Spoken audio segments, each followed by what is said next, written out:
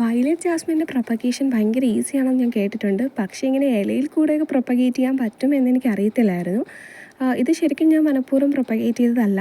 ഇതിൽ നിന്ന് കൊഴിഞ്ഞു കിടന്ന പോലെ ഒരു ഇലയായിരുന്നു. അപ്പോൾ ഞാനിങ്ങനെ ക്ലീൻ ചെയ്യുന്നതിനിടയ്ക്ക് ബാക്കി ഇലകളൊക്കെ ഇങ്ങനെ പെട്ടെന്ന് ഇളകി വന്നു. പക്ഷേ ഇത് കുറച്ചൊന്ന് പിടിച്ചിരിക്കുന്ന പോലെ എനിക്ക് തോന്നി. അങ്ങനെ ഞാൻ ഒന്നുകൂടെ ശ്രദ്ധിച്ച് നോക്കിയപ്പോഴാണ് ഇതിൽ റൂട്ട്സ് ഉണ്ട്.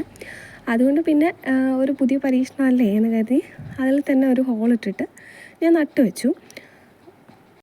അപ്പോൾ അത് വളർന്നു വരുമ്പോഴത്തേക്കും ഞാൻ അപ്ഡേഷൻ ഇടാം.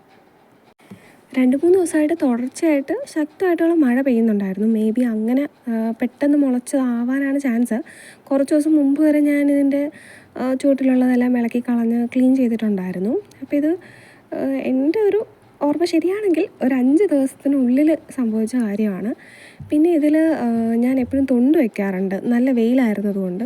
അങ്ങനെ ഇന്നാണ് ഞാൻ എൻ്റെ തൊണ്ടൊക്കെ എടുത്ത് മാറ്റിയത്. ഇനി അതുകൊണ്ടാണോ ഞാൻ ശ്രദ്ധിക്കാത്തതെന്ന് അറിയില്ല.